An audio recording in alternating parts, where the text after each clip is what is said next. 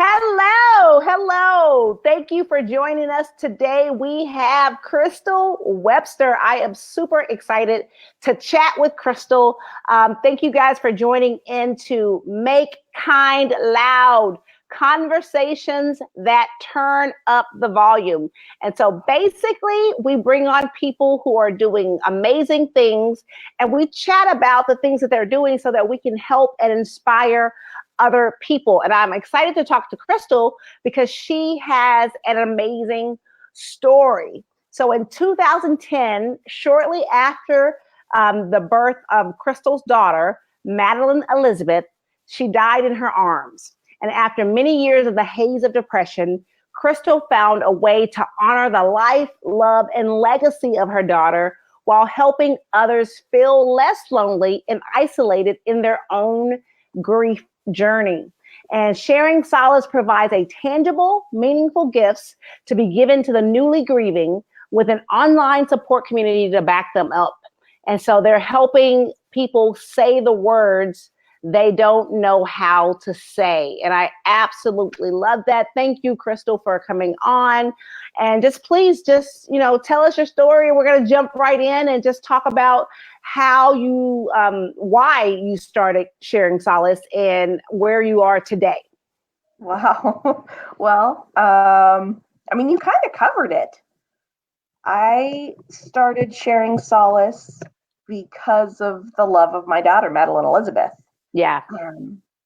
Now, there's a lot of things that have happened since Madeline has entered and now unfortunately left our life. Yeah. But I really think that she's guiding me. Okay. And kind of telling me what to do to make her so that she's proud of me. Yeah. So Sharing Solace actually came to me almost like a bolt of lightning. Like Madeline was up there saying, "Okay, Mom, you're ready for this. Let's do this." And so that's kind of where the concept of Sharing Solace came from. Right. And I knew the feeling and I knew the mission, but I didn't know how. Like I knew the why, but I didn't know the what or the where or the how. Right. And so that's what I've really been working on since 2015, when the whole idea and mission came to me. Mm-hmm. And then we launched May 19th of 2018 of last year, which happened to be Madeline's 8th birthday. Wow. So tell us about the process between 2010 and 2015. And then you said that a bolt of lightning hit you. And so during those first 5 years, talk about that a little bit. The first 5 years were kind of a blur. We were thinking I was in my mid-20s and it was time to have I had gotten married and graduated college and kind of done all the things that society tells you to do. Yeah. And the next step was to have kids. So we got pregnant really easily in 2009 and everything was fine until 32 weeks. And that's when we found out that things were not fine. Right. And so even once we found out at 32 weeks, I pretty much went into a kind of, okay, what's the bare minimum of deep depression? I don't know how to function pretty much. And kind of lived that way for almost 5 years. Okay, what's the bare minimum that I have to do today to be able to make it to tomorrow type of thing. And oftentimes it wasn't get out of bed or take a shower or eat, and it was just, okay, look, I was pretty much, for those first 5 years, I was pretty much living my life waiting to die. And I realized that, and I don't know what caused me to realize that, but something like a switch just went off. And I said, I can't continue to live this way. Yeah. This is not fair for me. This is not what Madeline would want. This is not fair for the other people in my life.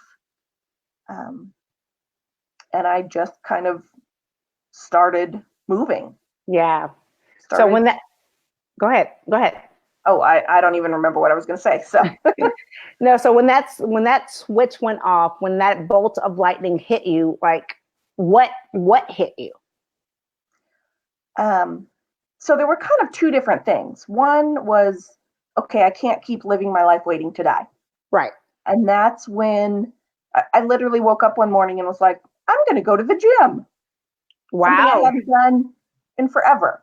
And I'm not going to, like I'm not some bodybuilder, but it was like, I want to get out of the house. And to me, going to the gym was the easiest, lowest amount of pressure thing that I could do. Because going to the gym means I don't have to shower because I'm there. Theoretically, I'm there to get all sweaty and nasty. Right. You put your hair up in a messy bun, and I don't have to wear real clothes because workout clothes are all spandex.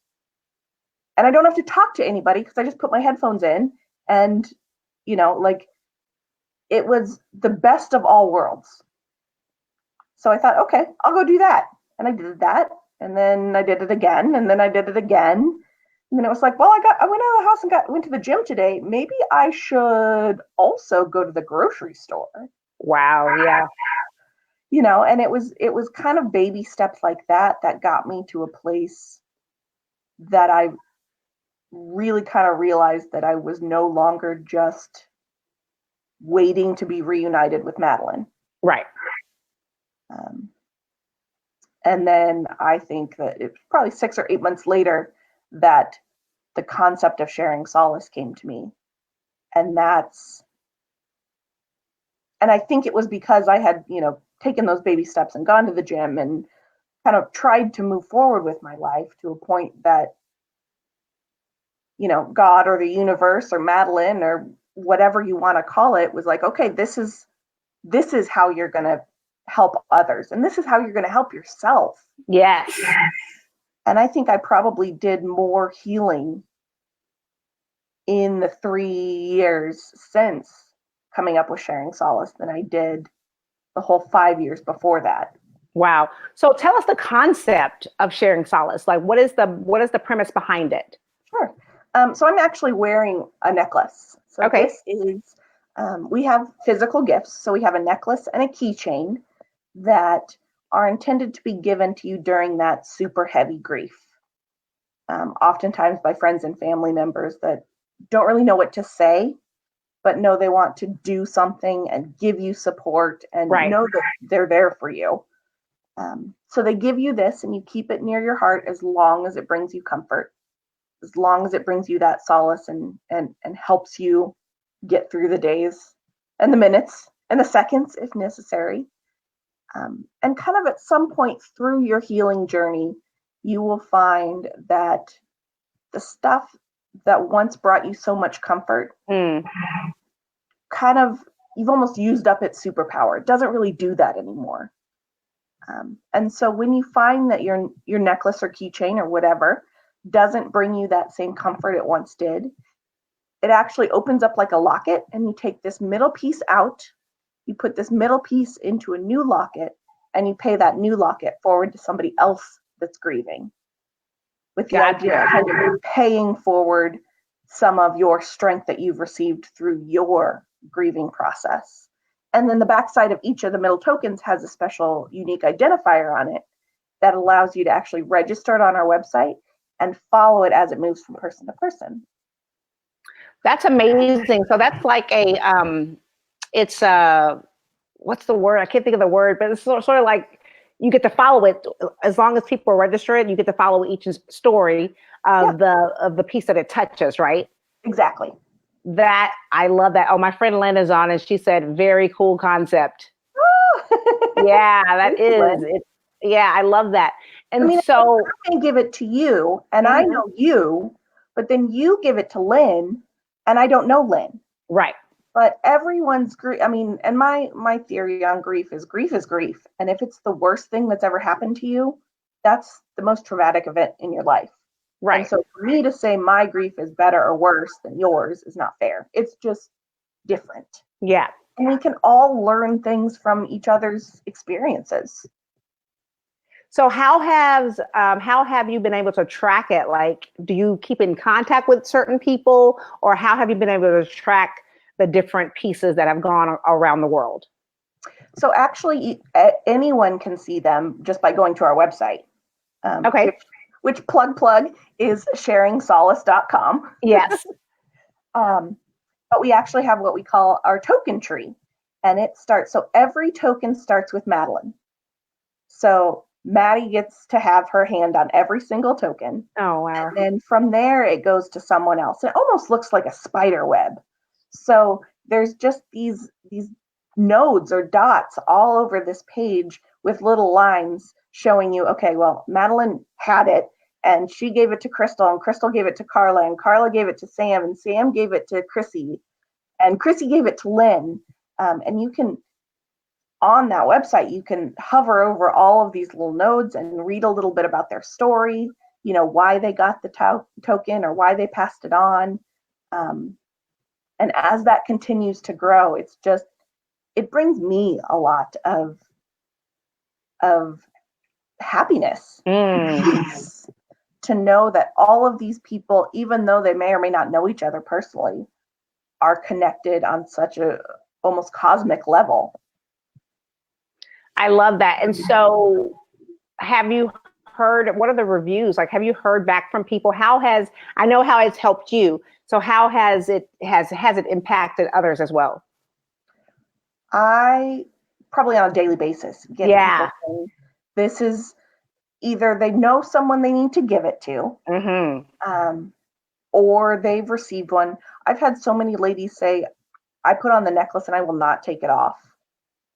And that means the world to me. Because it was, I design. I'm not a designer. I kind of directed someone else to. I wanted to look like this. I wanted to do that, but technically I have no idea how that worked. But every single little piece went into creating this thing with love. I mean, for as kooky and woo-woo as it sounds, this is kind of my way to show my love to my daughter. Yeah. And so, there is a little bit of weight to the necklace, but that was intended. And, there's a little bit of this in the necklace, and there's so much symbolism and so much, you could ask me about why is it this color? And I could tell you, I could rattle off 1,000 things about why that is symbolic to me. Yeah. And why, it may be something completely different to you, but the hope is that you can find the symbolism, you can find what brings you that peace and power. I love that, because you're correct. Everyone's grief is different. And so, like you said earlier, it's not a comparison thing. My grief might be not the same as yours, but it's still an emotion and a feeling. And so to have something like that, a necklace or a keychain, it's amazing, because it's the tangible. It's something that you can touch, because you can have, pictures on your phone, you can, whatever the loss may be, but it's something that you carry with you near your heart that you can feel on a daily basis. And I think that's beautiful. I think it's a beautiful concept. And I know, I fidget with my necklace all the time. Yeah. I wear a necklace and I fidget with it. Oh, this or that. And it's because I'm wearing this one now, every time I touch it, I think of peace and solace and, kind of getting through the day. So I think ladies especially just kind of fidget with their necklaces. And that's why so many ladies wear necklaces that mean so much to them. Right. But it's nice to have that touchstone. So you said there are different colors and designs. So give me a couple of the colors and what those mean. Well, there's not so much in the form of colors, but the design in the middle is something that I designed that meant something to me, but it's also supposed to be like abstract enough. Gotcha. It just kind of represents the ups and downs and almost loop-de-loops of grief. But it actually can be positioned in the locket, either locket, 4 different ways. So you can kind of rotate it and find what kind of resonates and speaks to you. And that's how you That's how you keep it in yours. And then when you pass that, the middle forward, they position it however they want. So you could still kind of personalize it with the position that you put it in. Yes. And then the actual outer locket itself, you get to personalize that with a word or a phrase or something along those lines. What are some of the words that people choose? Strength and love are the most common. Right. But, you know, names, mom, hope is another one that I really like. But you can, you know, I've had people put names and dates and just kind of whatever is meaningful to them. I love that. I love that you have created this business for the prime reason to help yourself and then also to help other people because of the grief that you went through with the loss of your daughter. But you also talk about that it doesn't have to be a death because a loss is a loss. So tell me about the other losses that people might go through. Absolutely. I mean, loss of a pet is another big one. Again, that is more death-like than some of the death. But loss of a relationship, even through a divorce or even a breakup, that you grieve that, whether you realize it or not. That tub of Rocky Road ice cream is grief. You can grieve the loss of a job. You know, a dream. I grieved not only the loss of my daughter, but the loss of having a family in the traditional sense. And that was just as much a part of my grief journey as losing Madeline. You know, a diagnosis of, say, cancer or some other terrible, terrible disease, that you have to kind of grieve what would have, could have, should have been. Right. Whether you call it grief or you call it something else, you had this plan for yourself, and that's not the plan anymore. Right. You have to pivot. Yeah. Yeah. And so that's really all grief is learning to pivot. Yeah. And learning how to move forward when you don't want to, right? Learning how that it may have taken me 5 years to go to the gym, but now I'm up and I'm mobile. Right. So, and like you said earlier, it's about the baby steps, taking it one step at a time, because everyone deals with it differently. So absolutely. I may personally go through grief in 2 weeks or I might think I'm okay, right? But someone else, it might take a little bit longer, and it doesn't matter because that's their journey and that's their process, and it's okay. Right. And so I love that. Go ahead. I was going to say, so many people think that grief, no matter what it is over in 6 months or 12 months. You know, oh, it's been a year. You've gone through all of the firsts. You've gone through all of the holidays and things without that person or without that job or with that diagnosis. You've done it all, so now you're done. You're fine. Yeah. That's not always basically get over it. Yeah, pretty much. Right. And we've been talking about, it's not a fact of getting over it. It's a fact of embracing it, sitting with it, and then releasing it. Exactly. And sometimes you have to sit with it a little longer than other people. It's all okay. Absolutely. And the way that you are putting your heart out into the world is helping people understand that that's okay. And I love the concept of what you said, that once you're done with it and it doesn't bring you joy anymore, or the sense of peace that it did before, that you can now pass it on to someone else who needs it in that moment. Right.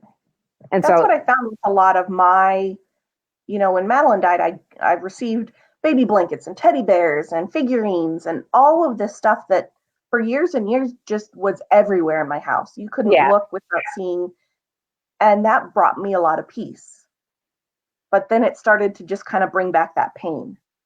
And that's when I knew I had to do something with that stuff, because it had just become stuff at that point. Right.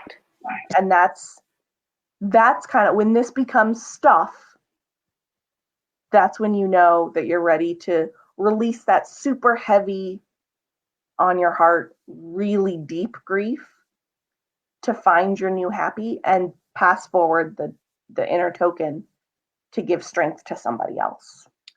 I love it. And I think it's beautiful. If you could leave us with just a couple of tips or a couple of whatever your message you want to leave with the viewers about how to walk through the grief and how to, get back into the living the life that you have. Well, I think those baby steps are really important. Doesn't matter. I mean, Rome wasn't built in a day. Maybe it's going to the gym today. Maybe tomorrow it's just going to the gym and actually getting on the treadmill. Right. I think there is no right way to grieve. I think there are some wrong ways to grieve. Like murder is probably not the best way to get through something. Right. But there are so many ways to grieve and work through pretty much anything that it's not. Don't compare your loss to other people's. Don't compare your grief journey to other people's, because that's not a fair comparison. You're comparing your insides to what someone else is choosing to project, their outsides. Wow, that's deep. That is beautiful. I love that. You're comparing your insides to someone else's projections of their outsides. Mm-hmm. And you can't do that. There's no comparison in that. that's apples to oranges type of thing. And you're right. just setting yourself up for failure and further sorrow. Yeah. You're inside your head. You're the one that is, having the thoughts and can remember all the thoughts. You're just seeing what they want you to see. And I can show you anything I want to show you. True story. That is a true story. And so thank you so much. I appreciate you. Thank you first of all, for coming on last minute. I appreciate that. And then also just sharing your story. Lynn says it's a beautiful story, and I love that it creates a community for people that are grieving. Blessings to you, Crystal, sending you love and peaceful energies. Oh. Lynn's amazing. Y'all should actually connect. So, okay. Yeah. But yeah, so thank you so much for coming on. I appreciate you. I appreciate what you're doing in this grief world to help people walk through it, because it can be hard and it can be daunting. But when you have an outlet like the necklace or the keychain, then it makes it just that little bit easier to take those baby steps. So thank you very much for all that you're doing in the world. And please post your links so that people can get you. And so from my heart to yours, thank you for joining me on Make Kind Loud, conversations that turn up the volume. It's a weekly podcast where we talk to people who are doing amazing things in the world so that we can inspire others to help us create a kinder and gentler world. So thanks once again, Crystal. We really appreciate it. Thank you so much for having me. This was so much fun. I really appreciate it. You're welcome.